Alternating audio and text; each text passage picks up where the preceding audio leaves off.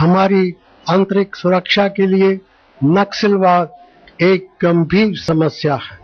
पिछले कुछ दिनों में नक्सलवादियों के हमले में हमारे सुरक्षा बलों के जो जवान और अधिकारी शहीद हुए हैं, उन्हें श्रद्धांजलि देता हूँ। मैंने पहले भी कहा था और आज फिर कहता हूँ कि हमारी सरकार अपने हर नागरिक की सुरक्षा की जिम्मेदारी को पूरा करने में कोई कमी नहीं आने दे। हिंसा का रास्ता इख्तियार करने वालों से हम सख्ती से निपटेंगे। नक्सल पर प्रभावित क्षेत्रों में कानून का राज कायम रखने के लिए हम राज्य सरकारों की हर तरह से मदद करेंगे। मैं एक बार फिर नक्सलवादियों से अपील करता हूं कि वो हिंसा का रास्ता छोड़कर सरकार के साथ बातचीत करें और सामाजिक और आर्थिक विकास तेज करने में हमारा साथ दें। अभी कुछ दिन पहले मैंने नक्सल प्रभावित राज्यों के मुख्यमंत्रियों के साथ एक बैठक की थी। उस बैठक में नक्सलवाद से निपटने के लिए जो सहमति बनी है, उस पर केंद्र सरकार पूरी तरह अमल करेगी। उस बैठक में मैंने एक बात कही थी जिसे आज मैं दोहराना चाहूंगा। नक्सलवाद की चुनौती का सामना करने के लिए केंद्र और राज्यों को पूरी तरह से एकजुट होकर काम करना होगा। केंद्र के सहयोग और राज्यों के आपसी तालमेल के बिना इस गंभीर समस्या से निपटना किसी भी राज्य के लिए बहुत मुश्किल है।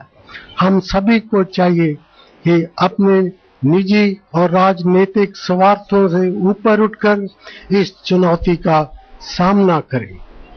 जैसा कि मैंने पहले भी कई बार कहा है, ज्यादातर नक्सलवाद प्रभावित क्षेत्र विकास के मामले में बहुत पिछड़े हुए हैं। इनमें वो क्षेत्र भी हैं जहां ज्यादातर हमारे आदिवासी भाई बहन रहते हैं।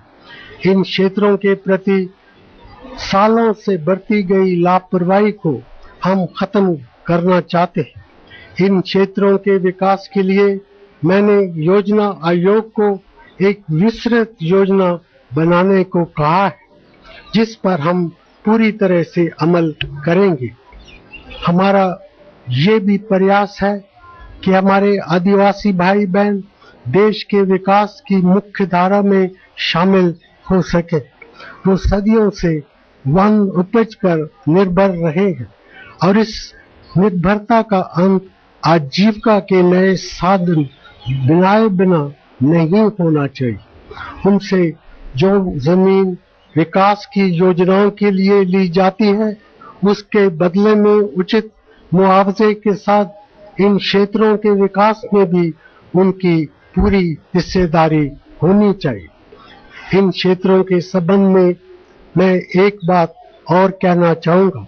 यहाँ पर प्रशासन को संवेदनशील बनाना विशेष रूप से आवश्यक है। इन क्षेत्रों में जो सरकारी अधिकारी काम करते हैं, उन्हें मेहनती होने के साथ साथ हमारे आदिवासी भाई बहनों की खास जरूरतों का भी ख्याल रखना होगा। मेरी राज्य सरकारों से ये उम्मीद है कि वो इस बात पर खास ध्यान देंगे। उत्तर पूर्व के राज्यों के प्रति हमारी एक विशेष जिम्मेदारी है। हम उसे निभाने की पूरी कोशिश कर रहे हैं।